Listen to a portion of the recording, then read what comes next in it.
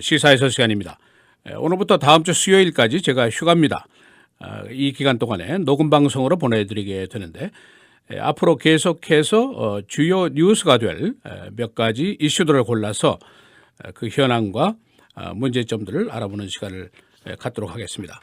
오늘은 먼저 소득 불균형에 대한 말씀을 드리도록 하겠습니다. Income Inequality, 부익부 빈익빈의 의무입니다.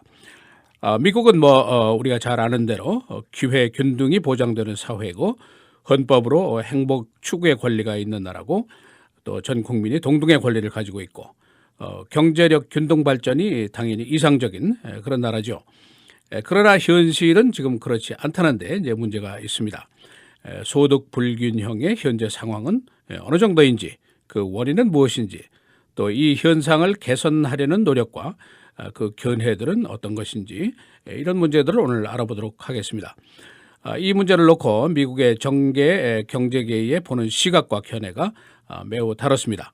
보수 진보 공화 민주의 견해차가 굉장히 큰데 이 문제가 정치권에 미칠 영향들은 또 어떤 것인지, 그런 문제도 알아보도록 하겠습니다. 이 소득 불균형이 심화되고 있다는 것, 이것은 이제 이미 증명이 돼 있죠. 30년 동안 여러 가지 연구 조사가 뒷받침을 해서 이것은 사실인 것이 틀림이 없습니다. 또 그 원인도 물론 견해 차이는 있지만은 거의 근본적인 이유들이 개진이 이미 됐습니다. 바로 문제는 이제 개선책입니다. 여기에 이제 큰 차이가 있는데, 예를 들면 진보 측에서는 소득 불균형을 개선하기 위해서는 정부가 적극 개입을 해야 한다. 인위적인 정책으로 적극 추진을 해야 한다. 이런 그 견해고, 보수 쪽에서는 시장 경제에 맡겨야 된다. 자유 경쟁에 맡겨야 된다. 이런 이제 그 견해를 가지고 있습니다. 특히 극보수 쪽에서는 소득 불균형이라는 것은 이 사회에 일종의 필요악일 수도 있다. necessary evil이다. 그런 얘기를 합니다. 이 사회가 더 다이내믹하게 되기 위한 것이다. 이런 해석을 하는 견해도 있습니다. 굉장히 큰 차이죠. 먼저 이 현재 소득 불균형이 얼마나 심화가 되어 있는가, 그 연구 결과들을 간략하게 소개를 해드리면은 CBO 의회 예산국의 조사입니다. 2011년도 연구인데 1970년부터 2011년까지 1% 상위권의 소득이 275%가 증가했습니다. 그 다음 상위 20%의 소득이 65%가 늘어났고, 나머지 그 아래 60%의 중산층들은 소득이 40%가 늘어났습니다. 현재 빈곤층 4,600만 명이나 됩니다. 이 텍스 정책을 보면은 400대 부자 1992년부터 2007년 사이에 수입이 392% 늘었는데 텍스는 37% 증가에 그쳤습니다. 그러나 소득이 늘지 않는 그룹들, 소수계 여성들, 특히 이민자들 크게 그 갭이 벌어지고 있습니다. 크게 이 소득이 는 그룹들은 금융, 대기업, 캐피털 인베스트먼트 이런 쪽이 특히 소득이 크게 늘었습니다. 우리가 잘 아는 대로 브루스 러너 일리노이 주지사 당선자의 경우에는 2012년도에 1년 동안에 5,400만 달러를 벌었다 하는 통계가 공개가 됐었습니다. 과연 그 원인이 무엇일까?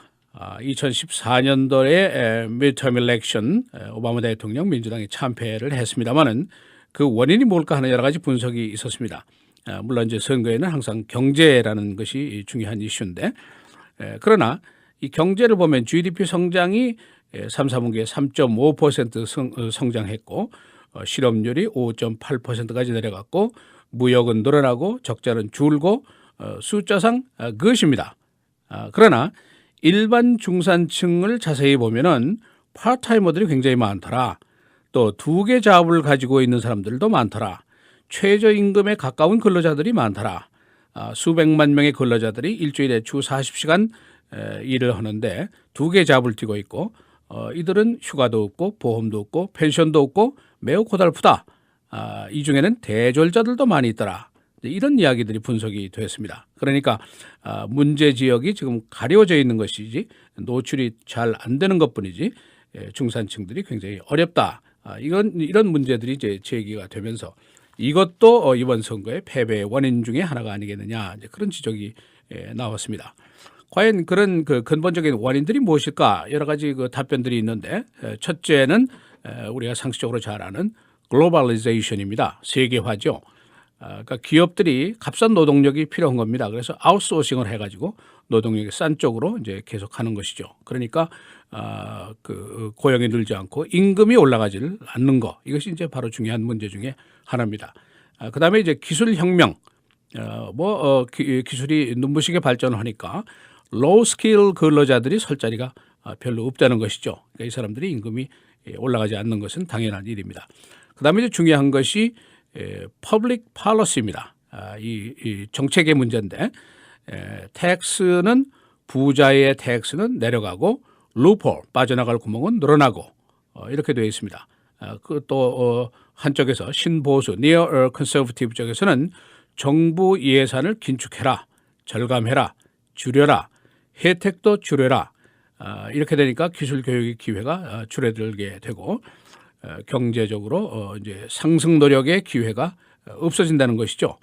그래서 아메리칸 드림이 사라졌다, 이제 그런 얘기도 나오고, 미국이 더 이상 기회의 땅이 아니다, 경제 신분 상승은 신화에 불과하다, 이런 얘기가 나오면서 중산층의 낙심이 이제 계속 심화가 된다, 이런 그 진단이 나와 있습니다.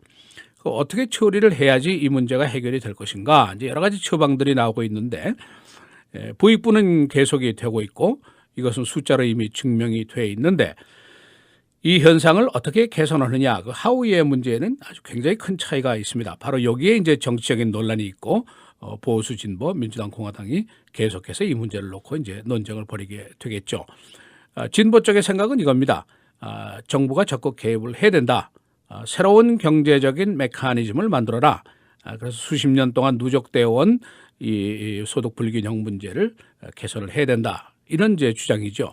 그러니까 텍스도 조정을 하고, 예를 들어서 지난번 일리노이 주 선거 때 부자들에 대해서 3% 인컴 텍스를 더 부과할까 하고 물어보니까 70%가 옳소 하고 찬성을 했단 말이죠.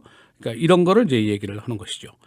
그런데 이제 반론이 있죠. 보수 측의 견해는 부자 증세가 방법이 아니라는 것이죠. 부자가 움츠리면은 고용이 줄어들 거 아니냐, 투자도 줄어들게 되고 돈이 마르게 되고 오히려 역효과를 보게 된다, 이런 반론입니다. 또 진보 쪽에서는 헬스케어라든가 그 의료보험 문제라든가 이런 걸 개혁을 해서 무보험자를 구제를 하고 결국 국고도 보호하는 그 효과가 있지 않겠느냐, 이제 이런 주장을 펴게 되는 것이죠. 그리고 부자 증세를 해서 리세션 기간 동안에 국가 부채를 줄이자 하는 투쟁이 있었습니다만은 민주당 공화당이 정부 폐쇄까지 하면서 피나는 그야말로 투쟁을 했습니다만은 증세는 이루어지지를 않았습니다. 보수 측의 견해는 사회주의가 왜 실패했느냐, 그 역사가 증명을 하지 않느냐, 자본주의가 해답이라는 것이죠. 그러니까 미국의 200여 년의 성공이 바로 그 증거인데 어디서 다른 데서 자꾸 해답을 찾으려고 하느냐, 이제 이런 그 반론입니다. 그러니까 해답은 자유경제이고 작은 정부고 정부의 규제를 철폐해야 하고 수요 공급의 원칙에 따라야 하고 시장 경제로 가야 한다. 이것이 바로 성공의 원리다, 이런 얘기입니다. 그러니까 월페어를 줄여라. individual responsibility, 개인의 책임을 늘리고 정부의 의존도를 줄여야 한다. 부채도 줄여야 하고 지출도 줄이고 기업의 부담도 줄이고 기업세도 감세해라. 최저임금 인상 함부로 할 일이 아니다. 이렇게 이제 양측의 큰 견해 차이가 있습니다.